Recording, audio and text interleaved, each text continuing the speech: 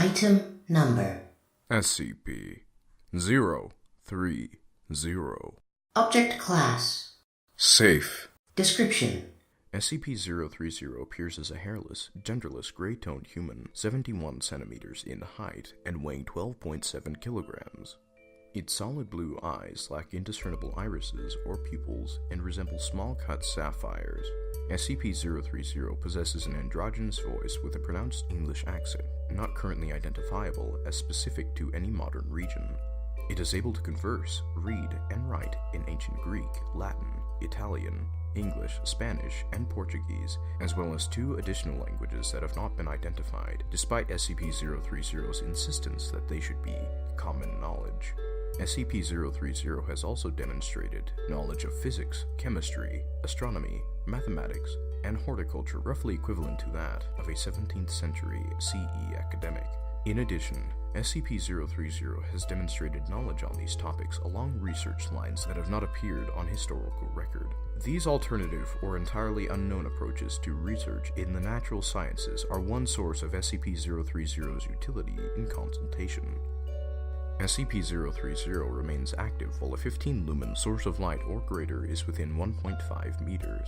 In the absence of light, SCP-030 becomes inert, apparently losing consciousness and showing no outward signs of life. Within 5 to 10 seconds of being re-exposed to light, SCP-030 becomes active once more, appearing to come out of a light slumber, no matter how long the period of inactivity has been.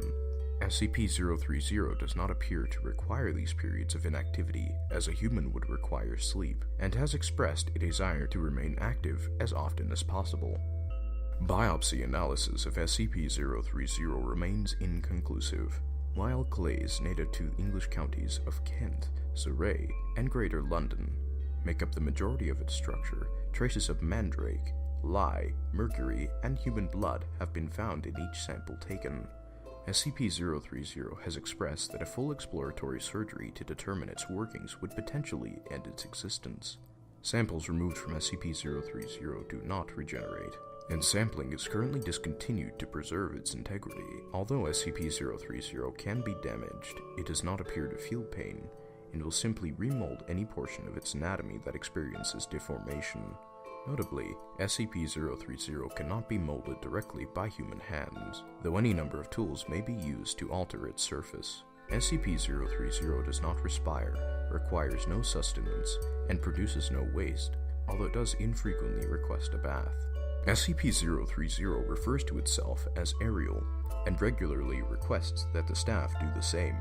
Questions regarding how SCP-030 was created, and by whom, are routinely answered with a seemingly rote statement, quote, "I have been asked to forget that bit of information.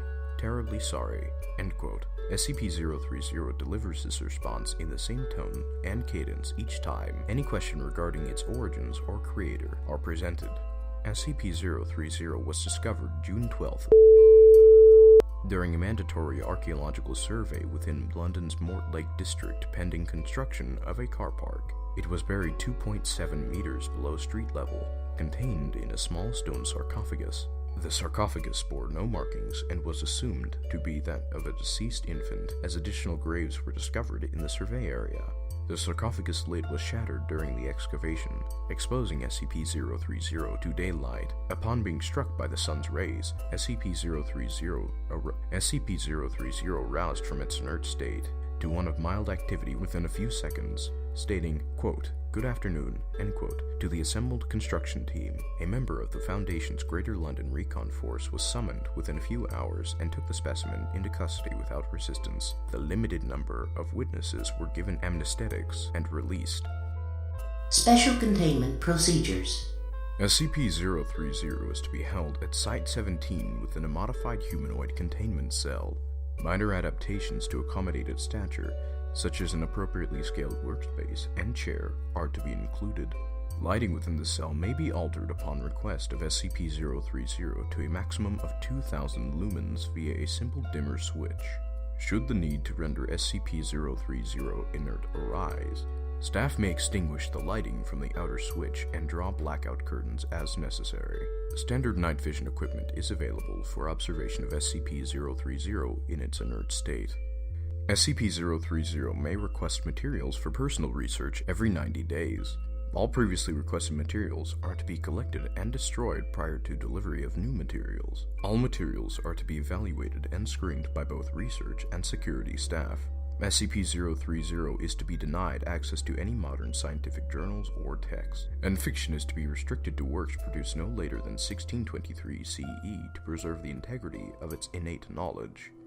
Staff wishing to consult with SCP-030 in writing are to place a formal request, document number 030-RS/B, with the supervising researcher on duty. Staff wishing to consult with SCP-030 in person are to submit a formal request to Site Manager, document 030-RP/A and 17-030/A, at least 30 days prior to their preferred consultation date. All consultations are to be recorded and retained. Senior research staff may request SCP-030 be temporarily removed from its containment for a maximum of 1 hour to provide observational insight into non-restricted materials or events within Site-17. Under no circumstances is SCP-030 to leave the confines of Site-17. Requests must be presented in person to site management and security staff at least 30 days prior to their preferred observational release date. All observational release dates are to be recorded and retained. SCP-030 has been equipped with a tracking device, Inventory Control Code number 030-17-1, so its location within Site-17 may be determined precisely at any time. Addendum. September 14th. Tracking system installed for SCP-030. December 21st. SCP-030 reports malfunction of its own tracking system. Repairs completed within 6 hours. SCP-030 offers to assist, but is refused for security purposes. March 13th. SCP-030 completes 18-week seminar of Unknown Language Alpha. 5 staff researchers considered fluent.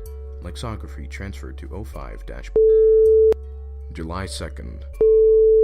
While in consultation, researcher inadvertently makes several remarks regarding photovoltaic technology. Consultation ended before the researcher can substantively elaborate.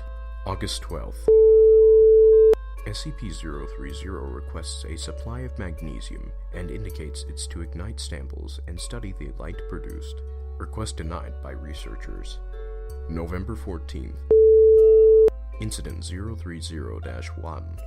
Using only what appears to be standard planting soil, ginger, a 72-gram sample of rutilated quartz, and a 23-centimeter length of coiled copper wire, SCP-030 produces an object or device capable of emitting notable levels of directed ultraviolet light through unknown means. Device is confiscated. Effects not currently replicable without direct intervention from SCP-030. Researchers currently in consultation to determine if this line of SCP-030's research will be permitted to continue. It is speculated SCP-030 may be working towards an alternate or possibly anomalous manifestation of the photoelectric effect after receiving only minimal information regarding its existence. All research of SCP-030 suspended and materials removed pending review.